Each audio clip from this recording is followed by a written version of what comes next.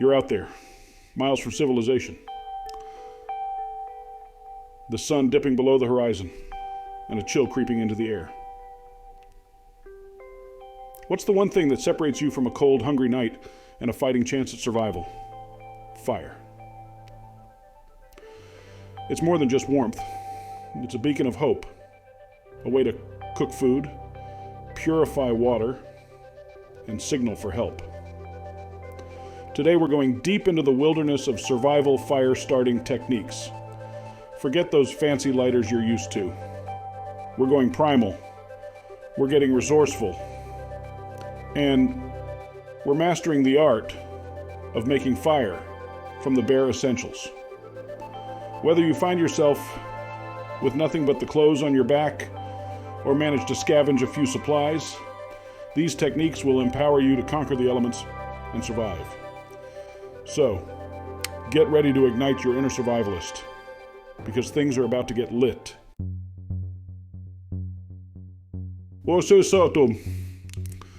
And all right, let's start with the basics. If you're lucky enough to have a lighter or waterproof matches, guard them with your life. These are precious in a survival situation. And remember, even the smallest flame can become a roaring fire with the right care. Now find yourself some dry tinder. This is the key. Look for bone-dry grass, leaves, bark, or anything that catches a spark easily. Shield your precious flame from the wind, cup your hand around it, and gently coax it to life. Remember, patience is your friend here.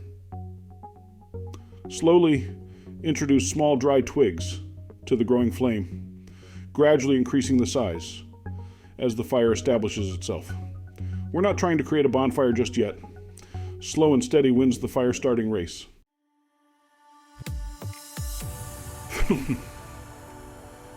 No lighter. No problem. A fire steel and striker are a survivor's best friend. This trusty tool throws out a shower of sparks, hot enough to ignite the right tinder. We're talking about superfine dry material here. Think cotton balls, char cloth, or even those wispy wood shavings you get from scraping a dry branch with your knife. Hold the fire steel close to your tinder pile and scrape down the rod with the striker, aiming those sparks right at the heart of your tinder nest. Don't get discouraged if it doesn't light on the first try. Persistence is key. Keep at it, and you'll have those embers glowing before you know it. Remember, even a tiny spark can be the start of a life-saving fire. Let's travel back in time, thousands of years to when our ancestors relied on the most basic of tools, flint and steel. This method takes a bit more patience, but trust me, the satisfaction of creating fire with these simple materials is unmatched. Hold a piece of flint firmly in one hand and your steel striker in the other. Angle the steel against the flint and strike it with a sharp downward motion. You're aiming to create a spark, a tiny ember that will ignite your carefully prepared tinder nest. This method might take a few tries to master, but remember, practice makes perfect. The key is to create a good spark and direct it onto your tinder. Once you see that first wisp of smoke, you'll know you're on your way to success. Chapter 4. Modern Sparks. Battery and steel wool. Sometimes you find yourself with unexpected resources. A dead car battery can be a lifesaver. Literally. All you need is a battery. A 9-volt works best, and some fine steel wool. Touch the terminals of the battery to the steel wool, and watch what happens. The electrical current creates a spark that will quickly ignite the steel wool. It's like magic, but it's pure science. No steel wool, no problem. A gum wrapper, or even aluminum foil can do the trick. Bridge the battery terminals with the material, and the heat generated will cause it to ignite. Just be careful. and handle these materials with caution.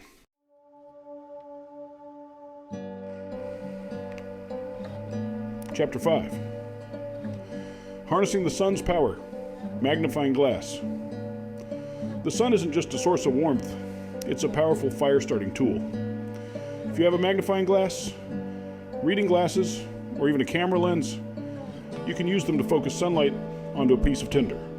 Hold the lens at an angle to concentrate the sun's rays into a single, intense beam on your tinder. The concentrated heat will cause the tinder to smolder and eventually burst into flame. This method works best on clear, sunny days. Experiment with different angles and distances to find the optimal focal point for your lens. Remember, patience is key. Let the sun do the work.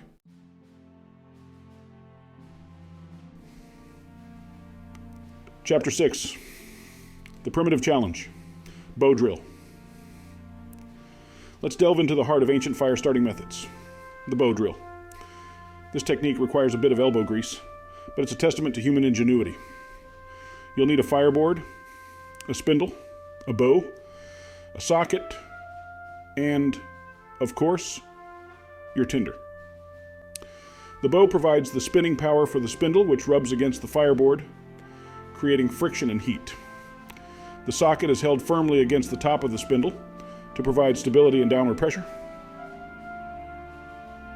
It takes practice and the right technique to create enough friction to generate an ember. But when you see that wisp of smoke and feel the heat of your labor, you'll know you've mastered one of mankind's oldest survival skills.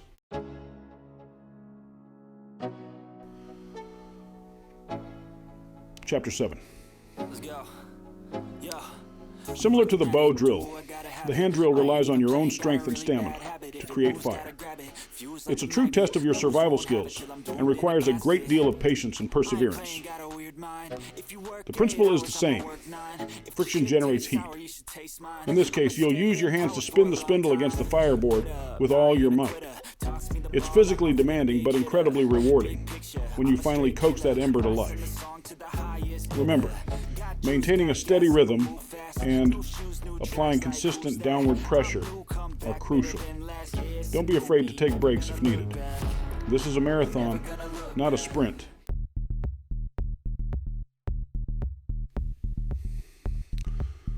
Chapter 8. The fire plough is another ancient fire-starting method that involves creating friction by rubbing a stick in a groove on a piece of softer wood. It's less common than the bow drill or hand drill, but equally effective with practice. Choose a hardwood stick for your plow and a softer wood for the fireboard. Carve a shallow groove in the fireboard, and then using consistent downward pressure, rub the plow back and forth along the groove.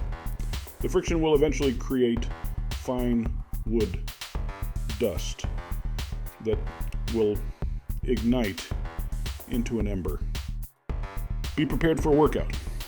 This method requires a lot of energy and focus.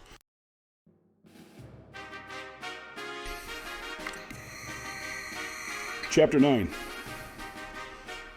The fire piston is a fascinating piece of survival gear that uses the principle of air compression to generate heat and ignite tinder. It's like having a miniature engine in your pocket. The fire piston consists of a cylinder and a plunger. Place a small piece of tinder in the cylinder's end, and then rapidly compress the air inside by driving the plunger down. The sudden compression generates enough heat to ignite the tinder. It's a relatively quick and efficient method, especially if you have a well-made fire piston.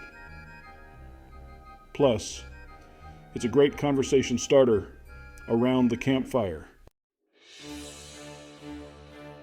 Chapter 10. Chemical reactions. Potassium, permanganate, and glycerin. If you're carrying a well-stocked survival kit, you might have these chemicals. Potassium, permanganate, and glycerin, when combined, create a powerful exothermic reaction that produces fire. Carefully pour a small amount of potassium permanganate onto a dry surface, then add a few drops of glycerin. The mixture will heat up rapidly and eventually ignite. It's a reliable method, but handle these chemicals with extreme caution. Sodium chlorate, another chemical found in some survival kits, can be ignited with friction or sparks. However, always prioritize safety and carefully follow the instructions provided with your kit. Chapter 11. Jump-starting fire car battery. Sorry, car battery. Finding a dead car battery in the wilderness might seem unlucky, but it can be a blessing in disguise. With jumper cables and a bit of know-how, that battery can be your ticket to a roaring fire. Connect the jumper cables to the battery terminals, and then touch the other ends of the cables together near a pile of fine steel wool or tinder. The spark generated by the electrical current will ignite the material, giving you a head start on your fire. Remember to handle car batteries with extreme caution. They contain acid and can be dangerous if mishandled.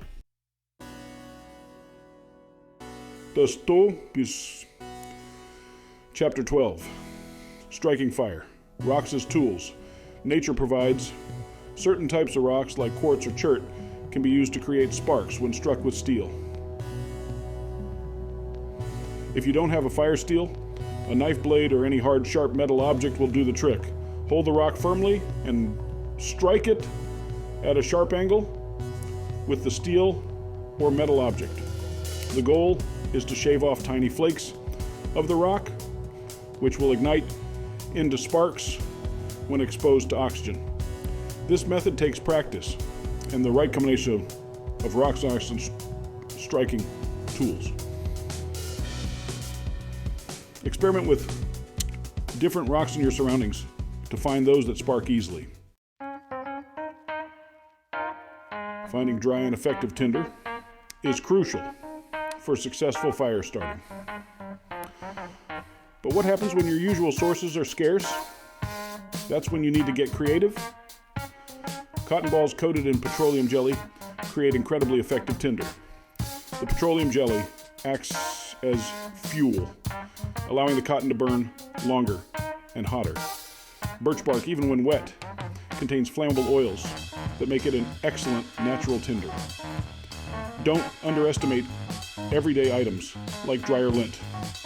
It's highly flammable and can be a lifesaver in a pinch. Cheers to toe. Who knew that a simple windshield or a discarded Coke could become tools of survival? With a bit of ingenuity, you can transform these everyday objects into fire-starting devices. Carefully polish the bottom of a can or any reflective surface using chocolate, toothpaste, or even mud to create a makeshift mirror. The idea is to create a surface that can reflect and concentrate sunlight, much like a magnifying glass. Aim the polished surface at a piece of tinder, adjusting the angle until you find the focal point. The concentrated sunlight will heat the tinder, eventually causing it to ignite. Note, when it comes to survival, being prepared can make all the difference. A well-stocked fire-starting kit is an essential part of any survivalist's gear. These kits often contain magnesium blocks with attached strikers. Scrape off magnesium shavings onto your tinder nest, and then strike the striker against the magnesium block. The sparks generated will ignite the shavings, giving you a quick and reliable fire starter. Fire starting kits offer peace of mind and a higher chance of success, especially in challenging conditions. Remember to familiarize yourself with the contents of your kit and practice using it before you ever need it in a real survival situation.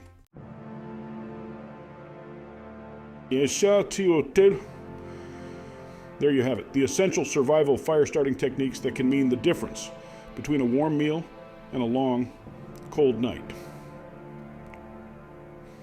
Remember, the key to success in any of these methods is preparation and practice. Always prioritize finding or creating dry, fine tinder. It's the foundation of any successful fire. Start small, nurture those initial embers, and gradually build your fire with progressively larger pieces of wood. And most importantly, never give up. Fire is a powerful force of nature. And with determination and the right knowledge, you can harness its power to survive and thrive in the wild.